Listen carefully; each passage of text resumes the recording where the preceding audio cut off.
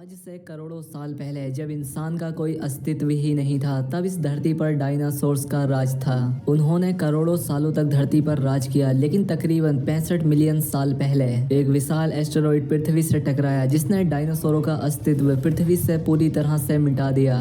और आज ये इस फिल्म की कहानी कुछ इसी घटना पर आधारित है। फिल्म की शुरुआत होती है और हमें बताया जाता है कि ये दुनिया अनंत है, इसका कोई अंत नहीं है, ये बहुत बड़ी है और बिल्कुल हमारी ही पृथ्वी की तरह एक और प्लेनेट है जिसका नाम है सोमरेस। उनकी बिल्कुल हमारी ही जैसी दुनिया थी और वो काफी एडवांस्ड टेक्नोलॉजी के मालिक थे। वो वहाँ पर आराम से रह रहे थे। हालांकि ये वक्त 65 मिलियन साल पहले का था, लेकिन सोमरेस के लोग इतने एडवांस्ड थे कि वो तब भी किसी दूसरे प्लेनेट पर जा सकते थे। इसके बाद हम इस मूवी के मेन कैरेक्टर माइल्स को देखते हैं, जो कि यहाँ पर अपनी बेटी और अपनी वाइफ के साथ रहा करता था। माइल्स अपनी बेटी और अपनी वाइफ के साथ समुद्र के किनारे बीच पर आया हुआ था। उसकी बेटी को एक ऐसी बीमारी थी जो कि जानलेवा थी और उसके इलाज कराने के लिए माइल्स के पास उतने पैसे नहीं थे और इसीलिए वो एक स्पेस मिशन पर जाने का फैसला करता है, क्योंकि वो एक पायलट था। तो इसीलिए वो अपने साथ अपने कुछ साइंटिस्ट साथियों को लेकर एक दूसरे प्लेनेट की खोज में जाने वाला था।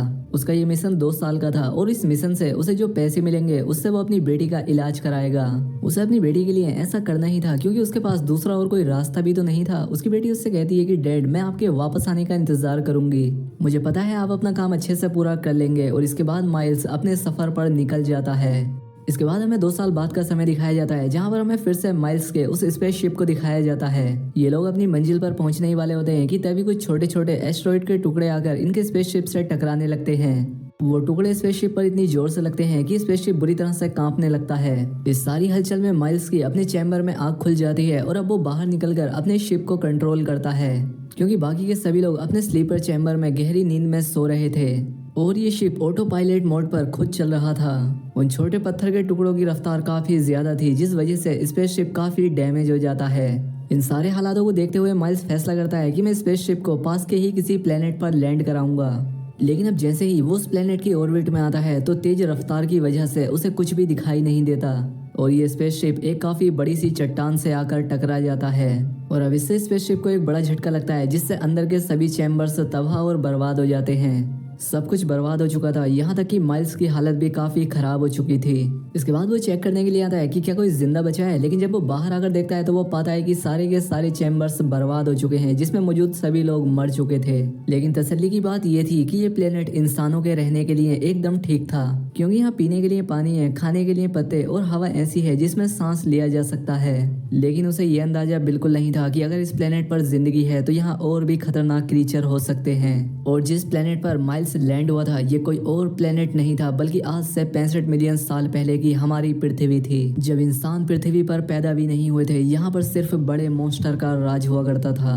इसके बाद माइल्स अपनी जानकारी अपने बेस में देता है और उनके साथ जो हुआ वो भी बताता है। उसे याद आता है कि हमारी इस स्पेसशिप में 2 छोटी स्पेसशिप भी थी जो कि इमरजेंसी में काम आती थी, लेकिन उसे अंदाजा नहीं था कि वो कहाँ गिरी थी। और क्योंकि वो शिप काफी मजबूत थी तो माइल्स फैसला करता है कि वो उन्हें ढूंढेगा और कैसे भी करके अपने प्लेनेट तक वापस पहुंचूंगा। अब उसे यहाँ पर खाने पीने के लिए कुछ भी नहीं मिल रहा था और हालात काफी मुश्किल थे। एक बार तो माइल्स खुद को मारने का भी डिसाइड करता है, लेकिन जब उसे अपनी बेटी की याद आती है तो वो रुक जाता है। वो उसकी तस्वीरें देखकर उसे याद करने लगता है। इसके बाद उसे सिग्नल मिलता है कि उन सभी चैम्बर्स में से एक चैम्बर में से आवाज आ रही है।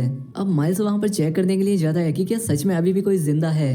अब थोड़ी देर ढूंढने के बाद माइल्स को वो चैम्बर मिल जाता है। उसके अंदर एक छोटी बच्ची थी, वो उसकी बेटी की ही उम्र की थी। वो उसे अपने साथ ले जाता है और जब उसे होश आता है तो वो उससे पूछता है कि तुम कहाँ से हो, तुम कौन हो, कहाँ से आई थी और तुम्हारे सारे ग्रुप का क्या प्लान था। वो लड़की बोलती तो है, लेकिन माइल्स को कुछ समझ नहीं आता, क्योंकि उस लड़की की लैंग्वेज अलग थी, इसलिए वो समझ नहीं पाता कि लड़की क्या कह रही है, किस भाषा में बात कर रही है। माइल्स को चैम्बर में इस लड़की की डायरी भी मिली थी, जिसे पढ़ने के बाद उसे समझ आता है कि इस लड़की का नाम कोआ है।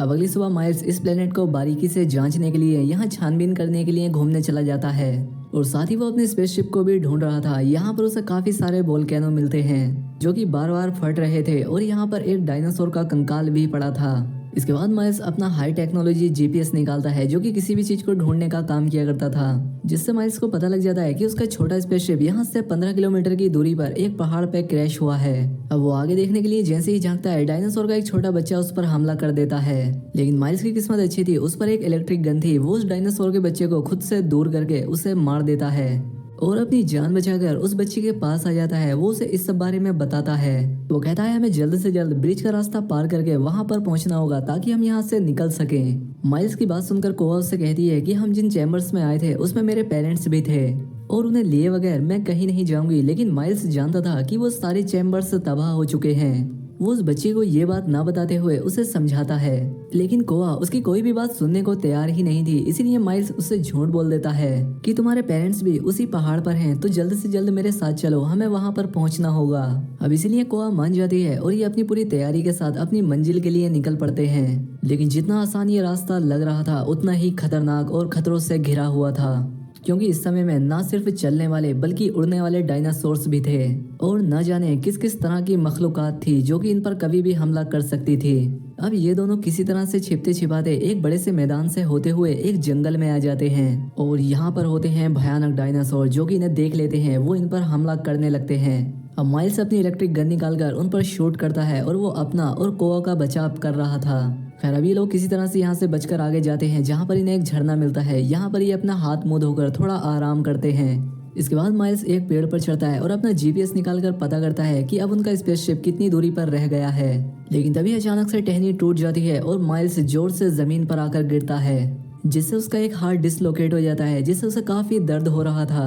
और उस टहनी के टूटने की आवाज सुनकर यहाँ पर कुछ भयानक डायनासोर्स आने लगते हैं। अब वो माइल्स को जैसे ही मारने के लिए आते हैं कि माइल्स के पास कुछ बॉम्ब्स होते हैं जिन्हें वो उन डायनासोर्स के ऊपर ब्लास्ट करता है, जिनसे वो मरने लगते हैं। यहाँ पर माइल्स इस तरह से अपना बचाव कर रहा था और कोआ एक दूसरी जगह पर जाकर एक पेड़ की टहनी के पीछे छिप जाती है। लेकिन तभी कोआ को एहसास होता है कि वो गलत जगह पर आ गई है, क्योंकि ये जगह तो उड़ने वाले क्रीचर्स का ठिकाना थी। तो अब इसीलिए कोआ उन्हें देखकर यहाँ से दूसरी जगह पर जाने लगती है। लेकिन इससे आवाज पैदा हो जाती है और एक उड़ने वाला डायनासोर उसे देख लेता है, जो कि धीरे धीरे उसकी तरफ बढ़ने लगता है। वो काफी डर गई थी क्योंकि अब बचने का कोई रास्ता नहीं था और डायनासोर काफी करीब आ गया था। वो एकदम से हमला करके उसके कपड़े पकड़ लेता है और गोवा को खींचकर अपने साथ ले जाने लगता है। लेकिन माइल्स ऐसा होते हुए देख लेता है। वो डायनासोर का पीछा करता है और उसे शूट करके कोआ की जान बचा लेता है। वो इस सबसे काफी डर गई थी, इसीलिए माइल्स उसे अपनी पीठ पर उठाकर उस पहाड़ की तरफ जाने लगता है, क्योंकि उसे कोआ में कहीं ना कहीं अपनी बेटी नजर आ रही थी, जिसे कि 2 साल पहले वो अपने प्लेनेट पर छोड़कर आया था।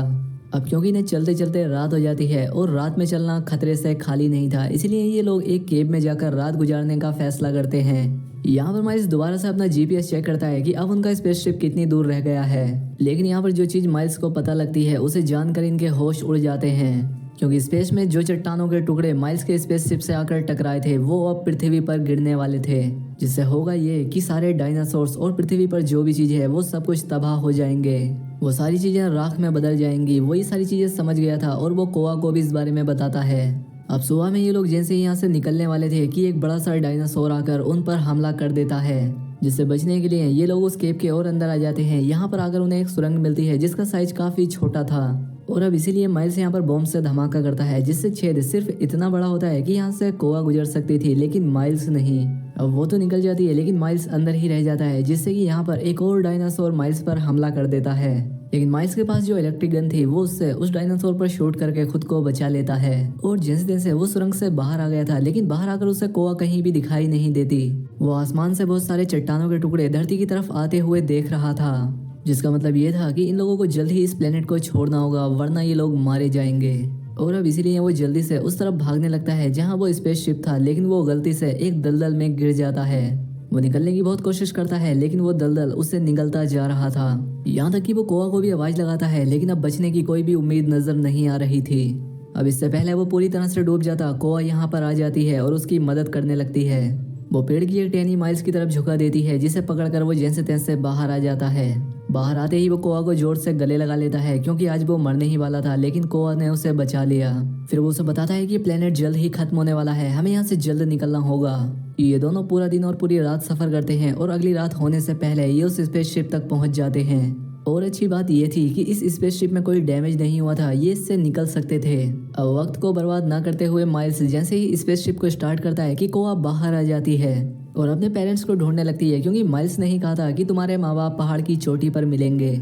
लेकिन जल्द ही उसे समझ आ जाता है कि माइल्स ने उससे झूठ कहा था, क्योंकि उस हादसे में सभी चैम्बर्स बर्बाद हो गए थे। जिसमें कोआ के मॉम डैड भी मारे गए। अब माइल्स उस बच्ची को शांत करने की कोशिश करता है, लेकिन वो काफी नाराज थी, इसलिए माइल्स उसे सच बता देता है कि तुम्हारे मॉम डैड मारे जा चुके हैं। इसलिए माइल्स उससे माफी मांगता है और कहता है कि मैंने ये सब तुम्हारी और अपनी जान बचाने के लिए किया और अब हमें भी यहाँ से जल्द निकलना चाहिए क्योंकि ये प्लेनेट खत्म होने वाला है। अब यहाँ पर कोआ काफी रो रही थी, इसीलिए माइल्स उसे शांत करने के लिए अपनी बेटी की फोटो दिखाता है और कहता है कि मैं इस मिशन पर इसीलिए आया ताकि इससे मिले पैसों से मैं अपनी बेटी का इलाज करा सकूं। उसे एक जानलेवा बीमारी है और अगर अब मैं टाइम पर ना पहुंच सका तो वो मर जाएगी। माइल्स कोआ को भी अपनी बेटी की तरह समझ रहा था और वो उसकी भी जान किसी भी तरह से बचाना चाहता था। कोआ उसकी बातें सुनकर इमोशनल हो जाती है और उसके गले लगकर रोने लगती है और अब इसके बाद वो स्पेसशिप में जाकर बैठ जाते हैं, लेकिन इससे पहले वो यहाँ से निकल पाते हैं कि उन चट्टानों का हमला हो जाता है और साथ ही ने यहाँ पर 2 बड़े बड़े डायनासोर्स ने भी देख लिया था, जो यहाँ आकर इनके स्पेसशिप पर हमला करके इन्हें रोकने की कोशिश करते हैं। माइल्स ये बात जानता था कि अगर हम यहीं पर रुके रहे तो ये डायनासोर हम पे हमला करके हम दोनों को ही मार देंगे, इसलिए वो स्पेसशिप से बाहर जाकर डायनासोर्स का ध्यान अपनी तरफ करता है ताकि कोआ की जान बच सके।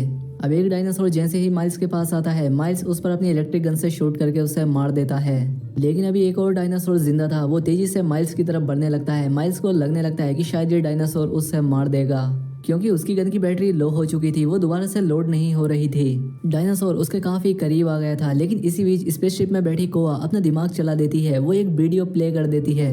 जैसे ही डायनासोर का ध्यान भटकता है, माइल्स को वहां से भागने का मौका मिल जाता है, लेकिन जब डायनासोर को उस वीडियो प्रोजेक्टर से कुछ नहीं मिलता तो वो फिर से माइल्स के पीछे पड़ जाता है और अब ये प्लेनेट भी तबाह होने वाला था क्योंकि यहाँ की सारी वोल्केनो फटने लगी थी और चट्टानों के टुकड़े नीचे गिर रहे थे। डायनासोर माइल्स का पीछा कर रहा था। माइल्स को समझ नहीं आ रहा था कि इस डायनासोर से कैसे छुटकारा पाया जाए। तभी उसे एक आइडिया आता है। वो जमीन से निकलने वाले उन वोल्केनोस की तरफ भागना शुरू कर देता है और अब जैसे ही वो वोल्केनो फटता है, डायनासोर उसकी चपेट में आ जाता है, लेकिन उसकी स्किन इतनी मोटी थी कि उस पर कोई ज्यादा फर्क नहीं पड़ता, लेकिन वो इससे थोड़ा जख्मी हो जाता है। अब डायनासोर को और गुस्सा आ गया था। वो माइल्स को मारने के लिए उसकी तरफ बढ़ता है। अब माइल्स भी अपनी मौत को गले लगाने वाला था क्योंकि उसके पास भी पीछे हटने के लिए कोई जगह नहीं थी। वो उसे मारने ही वाला था कि तभी यहाँ पर एक बार और कोआ आ जाती है। वो एक लकड़ी को उस डायनासोर की आंख में घुसा देती है और अब क्योंकि उसे कुछ दिखाई नहीं दे रहा था, इसलिए वो एक बड़े वोल्केनो के पास आ जाता है और अब वो जैसे ही फटता है, उसके अंदर मौजूद तेजाब और लावा डायनासोर को अपनी लपेट में ले लेता है और उससे गला देता है और इस तरह से वो मारा जाता है। अब माइल्स की जान बच गई थी। इसके बाद ये दोनों जल्दी से स्पेसशिप में जाकर बैठ जाते हैं। माइल्स जल्दी से अपने प्लेनेट की लोकेशन डालकर यहाँ से निकल जाता है। इस बीच कुछ छोटे पत्थर के टुकड़े इनके स्पेसशिप से आकर भी टकराते हैं, लेकिन ये सही सलामत यहाँ से निकल जाते हैं। वहीं एक बड़ा सा एस्टेरॉइड पृथ्वी पर आकर गिरता है और पृथ्वी पर मौजूद हर एक चीज को तबाह कर देता है और इस तरह से डायनासोर्स का पृथ्वी से अंत हो जाता है। दोस्तों, उम्मीद करता हूँ कि आपको वीडियो पसंद आई होगी। अगर वीडियो अच्छी लगी हो तो वीडियो को लाइक और चैनल पर पहली बार आए हैं तो चैनल को सब्सक्राइब भी कर ले। मिलते हैं हमारी अगली वीडियो में।